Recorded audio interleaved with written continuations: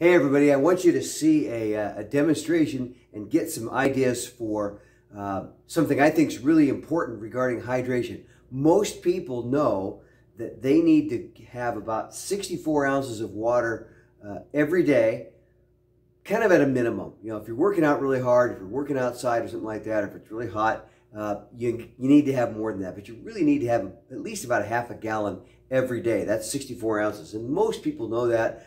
Most people know that they need to be checking the color of their pee to see, is it bright yellow, is it light yellow, that kind of stuff. But what a lot of people don't understand is how fast can your body absorb new water. So if you get thirsty and you drink a bunch of water, how quickly can your body absorb that? Okay? Maybe another way to put that would be, if you need a quart of water, and you drink a quart of water all at once, will you absorb it? And the answer is no, you're not.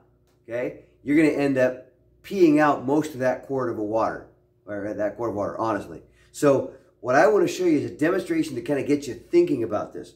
Okay? So what I have right here is 3 sponges. They're identical sponges. I bought them brand new just recently. The only difference is their color. Okay? And what I'm going to do first is take some water, and I'm going to take the orange sponge and I'm going to dip it down in here and get it completely wet. Okay, so it's soaking wet. Okay, got it in here. Now, what I'm going to do is take this sponge after it's dripped a little bit to kind of get the extra water out, and I'm going to hold it over this measuring cup and squeeze as much water out of it as I can.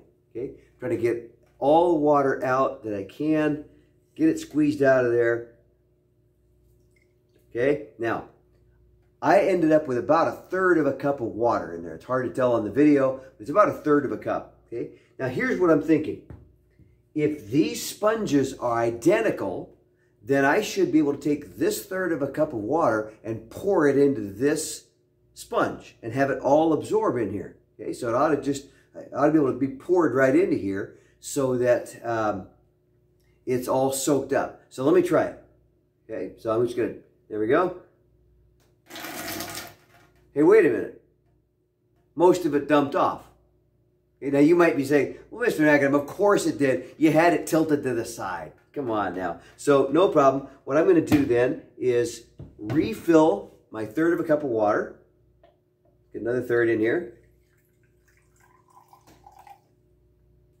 Okay, good enough. Okay, here's the other sponge. So this time I'm not going to hold it tipped. All right, you said that was cheating. I'm going to hold it like this. Okay, hold it flat, and here I go. Wait a minute. A bunch of it still dumped off of there.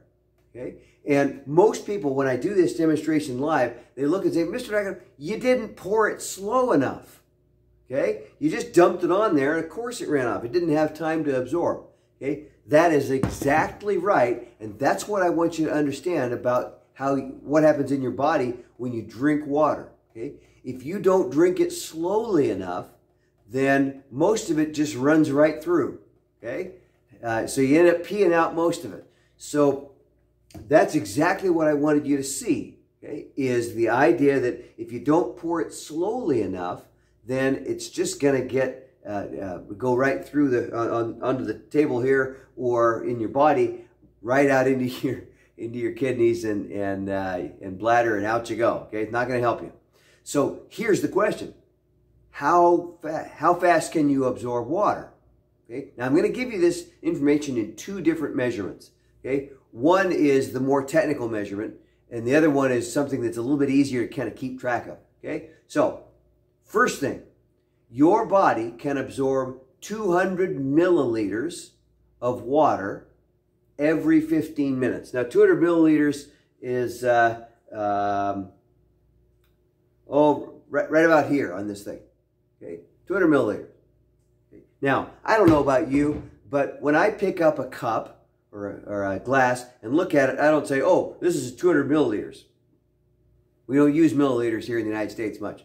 So it's hard to really kind of get an idea of how much water that is. So there's an easier way to measure this. I've done experiments, I've measured this, I've checked it out, and it turns out that 200 milliliters is about five big swallows of water.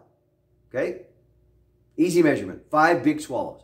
So your body can absorb 5 big swallows of water every 15 minutes. Any more than that, and you pretty much pee out the rest. Okay?